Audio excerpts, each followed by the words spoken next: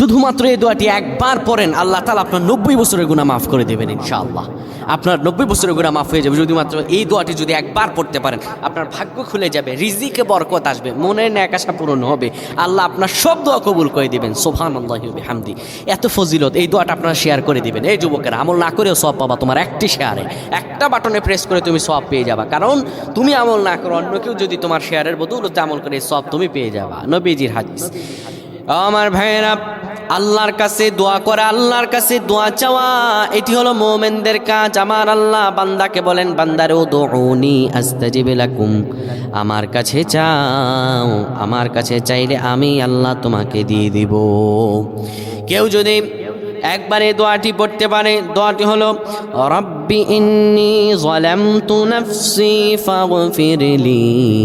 কেউ যদি এই দোয়াটা একবার পড়তে পারে, আমার আল্লাহ তাআলা তার 90 বছরের গুনাহগুলো মাফ করবেন। কবিরা গুনাহ নয়, সেটি হলো সগীরা গুনাহ। সগীরা গুনাহ মাফ হবে, বলবেন হুজুর